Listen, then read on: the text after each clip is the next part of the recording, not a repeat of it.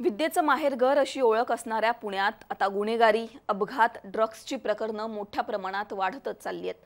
शिक्षणाचा प्रसार पुण्यात जितक्या वेगानं होतोय तितक्याच वेगानं पुण्यातील ही सगळी प्रकरणं दिवसेंदिवस डोकं वर काढतायत।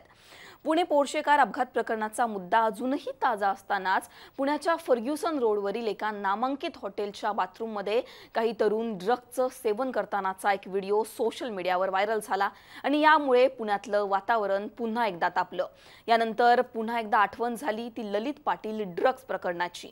वर्षभरातील आकडेवारी जर आपण पाहिली तर ही सगळी आकडेवारी पाहता पुणे गेल्या वर्षभरात कशा प्रकारे ड्रग्सच्या विळख्यामध्ये अडकलेला आहे या सगळ्यांचा अंदाज तुम्हाला येईल। विद्येचं माहेरघर असलेलं पुणे कशा प्रकारे ड्रग्स कॅपिटल बनतंय हेच पाहणार आहोत या व्हिडिओच्या माध्यमातून। नमस्कार, मी पूजा, तुम्ही पाहताय मुंबई तक। शनिवारी रात्री एक व्हिडिओ व्हायरल झाला। स्थळ होतं पुणे। पुण्यातल्या फर्ग्युसन रोडवरील हॉटेलच्या बाथरूममध्ये दोन तरुण ड्रग्सचं सेवन करतानाचा हा व्हिडिओ व्हायरल झाल्यानंतर पुण्यातलं वातावरण चांगलंच तापलं।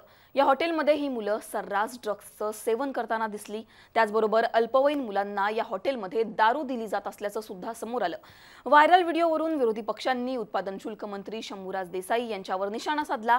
मुरलीधर मोहोळ यांनी ड्रग्स प्रकरणाची गंभीर दखल सुद्धा घेतली। पुण्यातील शिवाजीनगर पोलीस ठाण्यामध्ये बार मालक असेल, मॅनेजर असेल, डीजे मालक असेल यांच्यासह 8 जणांविरोधात गुन्हा सुद्धा दाखल करण्यात आला।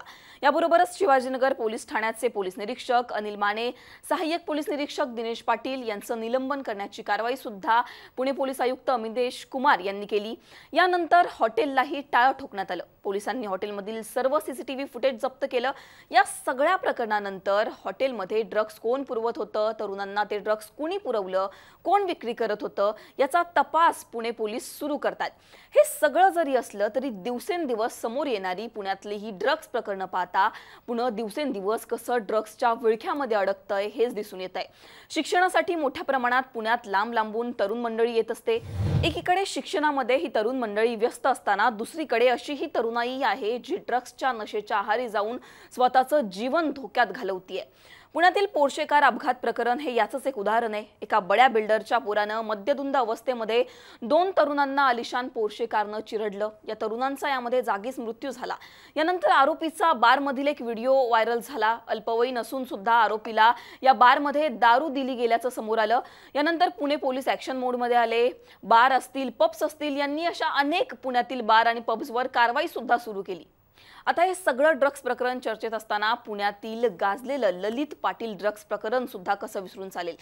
पुण्यातील ससून रुग्णालयात आजारपणाचं कारण देत ललित पाटील ड्रग्स रॅकेट चालवत होता। त्यावेळी ससून रुग्णालयातील गेटवर 2,14,00,000चं ड्रग्स सापडलं होतं। यानंतर हे सगळं मोठं ड्रग्स रॅकेट पुढे आलं होतं। या रॅकेटचा तपास करताना बड्या लोकांचा यामध्ये हात असल्याचं सुद्धा समोर आलं होतं। गेल्या वर्षभरात जर आपण बघितलं तर नशेमध्ये तरुणाई धूत असल्याचे अनेक व्हिडिओ पुण्यामधून समोर आलेत। सोशल मीडियावर व्हायरल झालेले हे व्हिडिओ पाहून अनेक मोठ्या कारवाया सुद्धा पोलिसांनी केल्या। ड्रग्स प्रकरणात मोठ्या प्रमाणामध्ये पुण्यात कारवाई झाल्याचं आपल्याला पाहायला मिळालं। या संदर्भात समोर आलेली आकडेवारी जर आपण पाहिली तर पुणे वर्षभरामध्ये कशा प्रकारे ड्रग्सच्या विळख्यामध्ये सापडलं याचा अंदाज आपल्याला येईल।